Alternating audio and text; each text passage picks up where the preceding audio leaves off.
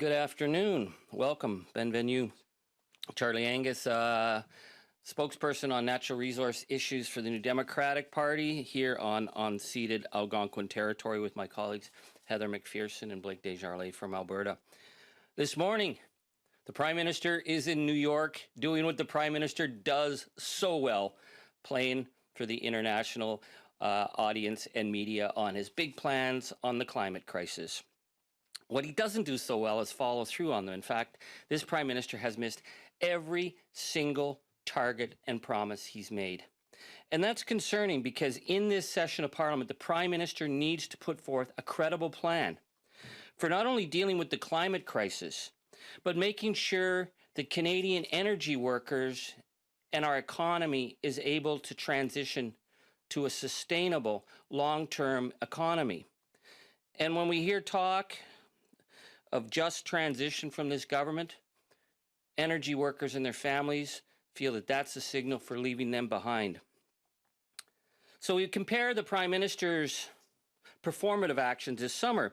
He signed 2 agreements with Germany, who's facing an unprecedented energy crisis. It is serious what's happening in Europe, but they're also facing an unprecedented climate crisis. So the Prime Minister, with a great flourish, signed a deal to supply hydrogen to Germany. The only problem is there is no hydrogen plant to supply that. And it was likewise his agreement to supply Volkswagen and Mercedes-Benz with the critical minerals that are needed for an EV economy. And that sounded great too, but if you talk to anybody in the mining industry, they were shaking their heads wondering, okay, where are these mines that the Prime Minister owns that he can sign this deal with? The problem with these actions is that the Prime Minister is more focused on playing for an international audience than getting down and doing the heavy lifting that's necessary to create a clean energy economy. And it is possible to do this because we see what's happening in the United States with Joe Biden's commitment. He's put forth a vision, the funding, and a commitment to create a clean energy economy that Joe Biden says is rooted in good paying union jobs. You have never heard this Prime Minister or this Liberal government ever use the phrase good paying union jobs. So what do we need to do? Well, the Americans, if we look at the Inflation Reduction Act, it's a good roadmap for where Canada could be. He's put through billions to upgrade the energy grid so that the new projects coming on stream that are being invested can actually get to markets where it matters. He's committed to building 500,000 EV charging stations using union labor so that this isn't Mac jobs, these are good jobs. Canada risks being left behind if we don't have a credible plan. Now, if you talk to people in the West, and we spent the summer in Western Canada meeting energy workers, innovators, people in the industry who are more than ready to move forward with a clean energy economy. Calgary Economic Development estimates that an investment in a clean energy economy represents a $61 billion opportunity, not for Canada, just for Alberta. That is the significant possibility of moving forward. But when I talk with energy workers in Alberta, they're frustrated because Conservatives claim they represent Western workers, but we've never seen them move forward with any proposal that talks about diversifying the energy economy. And as for the Liberals, they continue to ignore the huge potential and opportunity that we have, not only in Western Canada, but across this country for a transformative economy, the ability to work on geothermal, solar, wind, mining lithium in Alberta, the hydrogen potential. Of course, the Prime Minister signed the plans for a plant that doesn't exist, but Alberta is looking also at a major investment in hydrogen economy. But what we need is the government to be there as a partner. So what will New Democrats do? We are going to use our leverage in the House of Commons to push this government to a credible plan that does not leave us behind. We should be the world leader in a clean energy economy. We will not let Canada be left behind while the Biden administration puts forward. We need to move beyond talking about a just transition and talk about the jobs transition. the jobs transition to a sustainable economy. The Prime Minister needs to reassure Canadian workers that he is willing to put forward a clear vision statement on this, and also to reassure workers and investors that Canada will lead the way. And to do this, he needs to put a major financial commitment on the table. This will have to be a significant investment. And it can't be just spread out over a whole series of one-off programs. What we see in the United States is that Joe Biden has set up a green bank, a one-stop shop so that investors can come to the United States, investors can work on clean energy projects, and they can get approval, and they can get the funding necessary as the seed money. We need something similar in Canada. And most fundamental of all, we're saying to the government, you have to bring workers to the table because they've been thinking about these issues for a long time. They're ready for a clean energy economy. They have the skills, the training. We are not going to move forward where we need to go without that expertise. So New Democrats will be using this session of Parliament, and this is why we wanted to have this press conference so early in the parliamentary session to lay out the priorities that we've been speaking on, but the clean energy economy and the transition from just transition to a jobs transition is going to be key for our work moving forward in this Parliament. Au cours de cette nouvelle session parlementaire, le Premier ministre doit mettre en place un plan crédible pour faire face à la crise climatique en développant une transition juste pour les travailleurs dans le secteur énergétique. Aux États-Unis, le président Joe Biden a un plan qui transforme l'économie énergétique de l'Amérique du Nord, mais malheureusement, M. Trudeau continue de jouer à des jeux politiques. Cet été, j'ai rencontré des travailleurs des entreprises du secteur de l'énergie en Alberta. Ils sont prêts à contribuer au développement d'une économie et de l'énergie propre. Mais où sont les investissements nécessaires pour faire de cette économie une réalité? Pour les néo-démocrates, on va faire la pression nécessaire pour établir un plan crédible et pour assurer des investissements pour créer une nouvelle économie, une économie propre, une économie pour les travailleurs et la famille. We will take questions now. Thank you. We'll start with questions in the room. So on commence avec les questions dans la salle. Go ahead. Yeah, Maura Forrest, Politico. Your supply and confidence agreement with the Liberals includes moving forward with just transition legislation, but you don't seem to be talking about legislation today. Is that still a priority for you? Thank you for that question. Yes, in the supply and confidence agreement, we have a negotiation process for just transition legislation, and that is necessary. The problem is that we've only heard from the Prime Minister very vague principles about just transition. What we aren't hearing is the plan to actually create a sustainable energy economy, and that's where the Americans are leaving Canada behind, and we do not want Canadian workers to be left behind. So issues on the just transition will continue, but we can't be just transitioning from something. The Prime Minister needs to understand it's a transition to something, and that to something is a clean energy economy. And without that, we are just going to leave communities and workers in very, very precarious situations. Is this something that the NDP would consider withdrawing your support for the Liberals over? What the New Democrats will do is increase the pressure in the House. We've been very successful so far. We know that the Prime Minister and the Conservatives opposed dental care. Now they're supporting it. They opposed the doubling of the HST, GST tax rebate. Now they're supporting it. They opposed our proposals to get low support for low-income housing and renters. Now they're supporting it. So we believe we have a real opportunity as opposition to push this government to give a credible plan. And we all know the climate crisis is the crisis of our generation. This government can't blow this.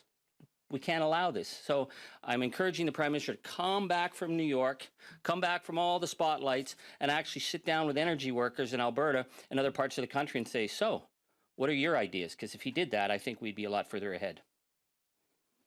David? Hi.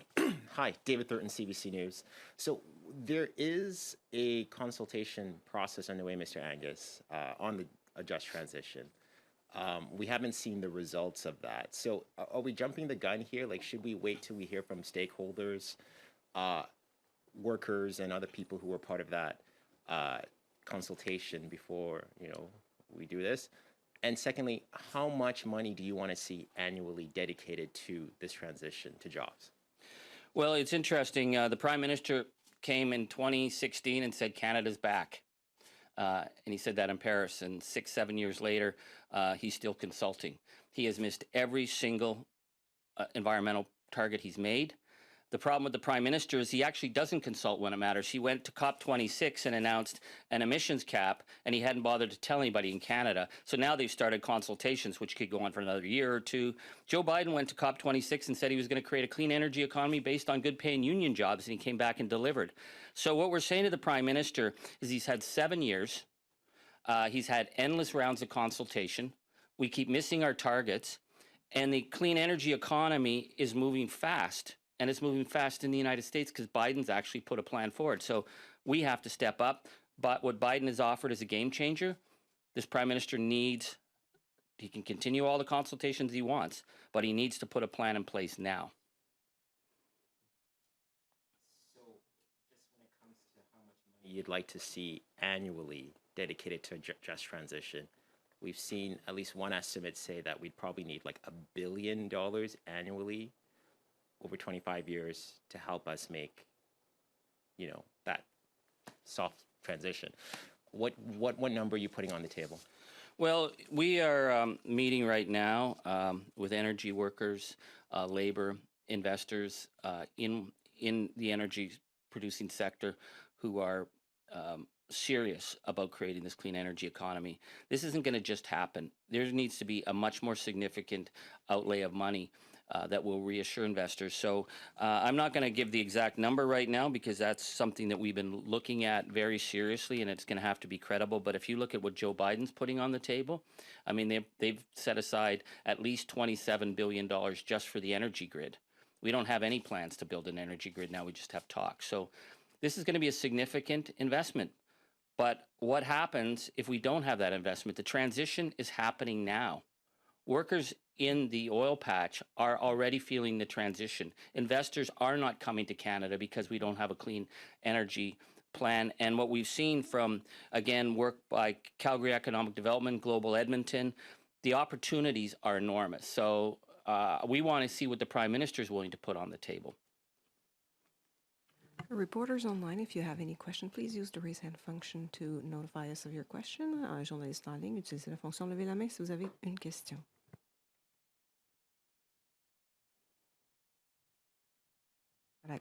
Parakmanga, go ahead. Hi, Mr. Angus. Thanks for taking our questions. I just wanted to follow up. Oh, sorry, there's a bit of a. I just wanted to follow up on Laura's question. That legislation itself is referenced in the CASA, but it doesn't seem to have a timeline on it. It just says, vaguely moving forward. We know you're frequently saying things are getting delayed, but how do you expect to kind of, flex your muscle in the minority without outlining specific timelines here, or are there factors that we may be missing? It's a really good question, and thank you for that. Negotiations between our leader, Jagmeet Singh, and the Prime Minister are ongoing, and just transition is certainly one of the major priorities. We want to get this right. We cannot blow this because this is about workers and their families. So we want to make sure that this is done right, but the pressure is on for time. We can't drag this out much longer. But just transition, again, is part of the bigger issue. The bigger issue is where do these jobs come from and where do they go? The one thing, if you're meeting with energy workers, this is something they are thinking about. And I've said this to my colleagues on the Liberal side. Coming from Northern Ontario, I've lived through so-called just transition. There ain't nothing just about a U-Haul pulling out your neighbors, leaving with all your neighbors' supplies because the jobs at the mine are gone. We've seen this time and time again. This is not what we want to have happen. We do not want to see people having to leave energy producing regions because the transition is happening now. But what the transition should be happening is to this new economy. This is what people are frustrated on. And so the time is ticking. The Prime Minister has a narrow window in this Parliament to deliver. and deliver something substantive and deliver something that Canadians will buy into. So the pressure will be ramping up from the New Democrats. So what pressure? All I can say is stay tuned. Okay, thanks. And just as a follow-up, you said that negotiations are ongoing. I'm just curious, what does that mean? Like, is there no semblance of timeline here from your perspective? Because I just wonder what the strategy of coming out here and sort of demanding this is if negotiations are ongoing. Well, as I said, the issues on the legislation for the just transition, those negotiations are underway. But what we've seen this summer was that when Joe Biden brought forward the Inflation Reduction Act, it's the game changer in North America. And so suddenly the prime minister's talk and promises and signing deals for hydrogen that doesn't exist, all that's blown out of the water, because we're talking to people in the mining sector, in the energy sector, who are telling us they're very excited about what's happening in the US, and that's where the investment dollars are going to go. So Joe Biden's Inflation Reduction Act, and I'm not saying it's the best act, I'm just saying it is an act. It's actually something. We don't have something here. So this is the game changer. The Prime Minister needs to step up his game. He can't continue to think that they can talk and work their way through it. The Prime Minister's down in New York this morning. The planet's on fire. Come on. Time to show up, get down to business. All parliaments have a narrow window in which to get something done. So we're saying this is going to be one of our priorities in this session of Parliament. And we have more questions in the room.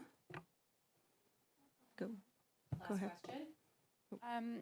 Minister Guilbeault was speaking at a panel this morning in New York and made some interesting comments about being sort of caught between those who are pushing for faster action and those who are calling for things to slow down on climate action. And I'm just curious what you would say to that. Poor Mr. Guilbeault. I mean, here's the guy who didn't he climb the CN Tower or something like that? Now it's so difficult. Should he speed up? Should he slow? Come on, Stephen. The planet's on fire. Get your job done. What's he done over the last year? He's approved, an extra 500,000 barrels coming out of Bay du Nord. They've supported an extra increase in production in the West. We've got TMX coming on with another 800,000 barrels. We are looking to be increasing oil production substantively over the next year and a half. All of this signed under Stephen Guilbeault's watch. We're talking about dumping millions and millions of gallons and liters of tailings into the Athabasca River. This is happening under Stephen Guilbeault's watch. So again, Stephen, come back from New York and actually get down and show us that you can deliver, because people expected you were going to be their climate champion. So don't talk to us about it's too fast, it's too slow. I mean, Goldilocks, we don't need Goldilocks policies now. We need someone who's decisive, and this man is not decisive. He is the weak link in this chain.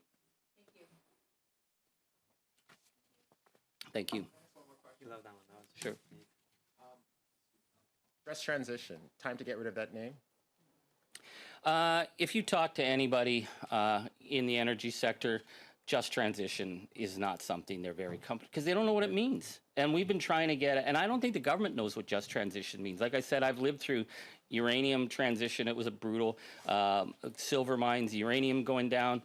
The language is so vague. This is why when we were meeting with people who are actually living this and thinking about this, we kept saying, what's the, and they said, we want to see a jobs transition, because a jobs transition is about going to something. Just transition is vague language about leaving something. And we've got a bigger opportunity going forward than just abandoning what we've had. Okay. Thanks. Thank you.